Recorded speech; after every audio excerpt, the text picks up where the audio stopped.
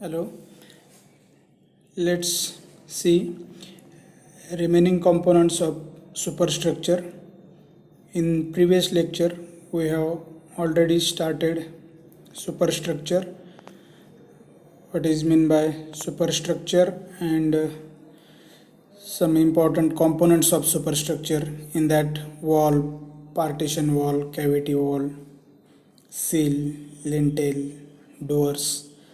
These components of superstructure we have seen in detail. Now let's see the remaining components of superstructure, and we will complete first topic of building construction. So the seventh component of superstructure is windows. Windows are provided for admission of light and free circulation of air into the building. The main purpose of window is to provide free circulation of air into the building, that is for ventilation purpose. The main purpose of window is to provide free air, that is to clean the air into the room. Then floors, it provide good resistance to wear and tear occurring due to its daily use. Floor वर जास्त नेहमी जो काय आपला सर्क्युलेशनच्या वेळेस किंवा main humans असणार आहेत त्यांचा जो सर्क्युलेशनमुळे नेहमी फ्लोअरवर जो वेअर आणि टिअर म्हणजे थोडक्यात जो घर्षण होणार असतो तर त्याला रेजिस्टन्स देणे म्हणजे त्याच्यापासून वाचवणे, वेअर अँड टिअर होण्यापासून वाचवणे हे फ्लोअरचं काम आहे. त्याच्यासाठी आपला फ्लोअर हा एकदम तेवढा मजबूत असायला पाहिजे जेणेकरून तो खराब नाही व्हायला पाहिजे. तर त्याला रेजिस्टन्स म्हणजे तो तितका सक्षम असला पाहिजे. दुसरं, it provides levelled surface for comfortable movement. Level surface म्हणजे एकदम स्मूथ लेवल सरफेस असेल तर तेवढा आपला सर्व मुवमेंट म्हणजे माणसांची असेल किंवा काही वस्तूंची घरामध्ये मुवमेंट असेल तेवढी कम्फर्टेबली करता येईल. त्याच्यामुळे आपण जास्तीत जास्त एकदम लेवलमध्ये आणि एकदम स्मूथ असणाऱ्या टाईल्स तिथे फ्लोअरवर प्रोव्हाइड करतो. हा एक त्याचा पर्पज आहे. नेक्स्ट आहे मेझेनाईन फ्लोअर. हा कन्सेप्ट थोडासा इथे नवीन आहे तुमच्यासाठी, म्हणजे बाकीच्या कन्सेप्टवरचे जे कॉम्पोनंट्स पॉईंट्स जे आहेत तर ते मात्र कॉमन आहेत, सर्वांच्या माहितीचे आहेत, पण मेझेनाईन फ्लोअर हा थोडा वेगळा आहे, त्याच्यामुळे मुद्दाम एक्झामसाठी येऊ शकतो तो. मेझेनाईन फ्लोअर कोणता असतो? An intermediate floor in a building which is open to the floor below. It is placed halfway up the wall on a floor.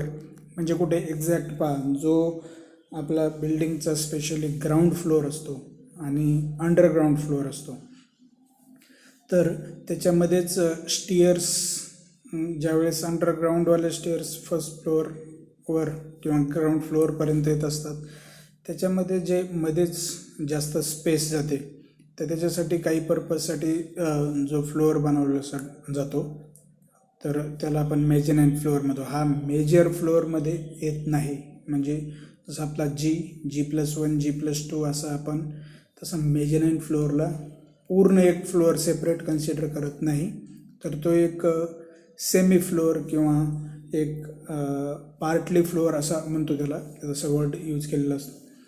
तर it is place halfway of the wall on a floor, म्हणजे एक मिडलमध्येच काही पर्पजसाठी थोड्या काही सामान ठेवण्यासाठी पण म्हणू शकतो, तर तो फ्लोअर बनवलेला असतो, काही हा एकदम मेजर फ्लोअर नसतो तो. नेक्स्ट आहे रूफ्स. रूफ्स म्हटलं की आता तुम्हाला लगेच लक्षात येईल, roof protect from the elements like rain, sun, wind, frost, snowfall etcetera. तर रूफ्स जे आहेत तर ते it is upper most part of the building. म्हणजे आपला जो स्लॅब आहे RCC फ्रेम स्ट्रक्चरसाठी स्लॅब आहे, पण काही घरे तुम्ही पाहिले त्यांना आपण रूफ प्रोव्हाइड करतो. तर तिकडे त्या बिल्डिंगच्या बाबतीत त्याचा स्लॅब म्हणजेच रूफ पण असतो. मग ते काय प्रोटेक्ट करतो? रेन, हेवी रेन असेल, सन, विंड, फ्रोस्ट, धुके वगैरे, स्नोफॉल म्हणजे बर्फवृष्टी असेल, यांच्यापासून तो पूर्ण बिल्डिंगचं संरक्षण करतो, रूफ्स आहे ना. आणि रिमेनिंग काही कॉम्पोनंट्स जे आहेत त्याच्यामध्ये अजून beams it supports the transverse load of building structure. It supports the transverse load of building structure. हा कशा काय करतो? ट्रान्सवर्स लोड म्हणजे ट्रान्सवर्स मुवमेंट, अशी जी बिल्डिंग हॉरिझॉन्टल मुवमेंट होणार आहे किंवा हॉरिझॉन्टल, एकतर पूर्ण सपोर्ट जो स्लॅबला सपोर्टिंग मेंबर जो आहे तो म्हणजेच बीम, तर त्याचा पूर्ण लोड हा पहिले बीमवर येईल, बीम पुढे कॉलमला ट्रान्सफर करेल. It takes tensile load of structure. Tensile म्हणजे एखाद्या मेंबरवर टेन्शन येणार असेल, म्हणजे दोन मेंबरला, दोन्ही कॉलमला अटॅच केलेला मेंबर हा बीम असल्यामुळे तो टेन्साईल लोड घेतो, लक्ष द्या. नेक्स्ट आहे columns. It gives the support to the floors at various level in frame structures और RCC स्ट्रक्चर्स. फ्रेम और RCC सेम. तर कॉलम कशाला सपोर्ट करतो? फ्लोअर्सला, अल्टिमेटली फ्लोअर्सला सपोर्ट देतो. म्हणजे पहा, जे ग्राउंड फ्लोअरवरचे जे कॉलम्स असतील त्यांच्यावर, समजा वर 2 मजली बिल्डिंग आहे, 3 मजली आहे, तर वरच्या दोन्ही मजल्याचा फ्लोअर्सचा जो टोटल लोड असेल तो अल्टिमेटली कॉलमवर येणार आहे. त्याच्या फ्लोअर्स म्हणजे ते वरच्याचा स्लॅब आणि अप्पर मोस्ट जो स्लॅब असेल, सर्वचा सर्व लोड अल्टिमेटली बीमवर, आणि बीमचाही आणि स्लॅबचाही टोटल लोड कोणावर येणार आहे? तर कॉलमवर. ठीक आहे. तर columns gives the support to the floors. पहा, व्हेरियस लेवलवर जे फ्लोअर्स असतील सर्वांना सपोर्टिंग मेंबर्स हे कॉलम्स असतील. It takes compressive load of structure. पहा, आता पूर्ण एकदम कॉलम तुम्ही हॉरिझॉन्टल मेंबर आहे, व्हर्टिकल मेंबर हे कॉलम्स आहेत, तर त्याच्यावर जो वरतून लोड येणार आहे एकदम त्याला कॉम्प्रेस करणारा, असा दाबणारा लोड असणार आहे. ठीक आहे, म्हणून it takes compressive load of structure. Next आहे स्टेअरकेस हा कॉम्पोनंट पण सुपरस्ट्रक्चरचा आहे. त्याच्यात it provides an easy access from one floor to other. तर स्टेअरकेसचं सगळ्यात महत्त्वाचं काम काय? इट प्रोव्हाइड्स इझी ॲसेस म्हणजे एका फ्लोअरपासून वर दुसऱ्या तिसऱ्या कितव्याही मजल्यावर जाण्यासाठी स्टेअरकेस सुटेबल आहेत, आणि तेच त्यांचं मेन काम आहे. ते इझिली वन फ्लोअरपासून दुसऱ्या फ्लोअरपर्यंत जाण्यासाठी, पोहोचण्यासाठी मदत करतात. पॅरापेट वॉल कोणते असतात? हे पॅरापेट पण आता एक वॉलच आहे. तर parapet acts as protective solid balustrade for the users. Protective solid balustrade म्हणजे कोणतं? प्रोटेक्टिव्ह, आपले जी फ्लोअर हे स्लॅबच्या वरती एकदम अप्पर मोस्ट फ्लोअरचा जो स्लॅब आहे वरती म्हणजे गच्चीवर, तर त्याच्या बाजूने आपण जो कंपाऊंड वॉल पाहतो तर त्याला आपण पॅरापेट म्हणतो. पॅरापेट वॉल ह्या मग जनरली आपण पाहिलेलं असतात, तर ती ऑलमोस्ट 1 मीटरपर्यंत, 1.2 मीटरपर्यंत जे तुम्ही पाहता आपल्या कमरेपर्यंत किंवा वरती कमरेच्या वरती पण उभं राहिलं तिथपर्यंत दिसतं. म्हणजे थोडक्यात ती 1 मीटरमध्ये जनरली तिची हाईट असते, 1 मीटर टू 1.2 मीटरपर्यंत. तर त्या जेणेकरून आपलं प्रोटेक्ट होईल डायरेक्ट स्लॅबवरून खाली काढण्यापासून. ठीक आहे. It acts as a safe guard wall for small children on terrace.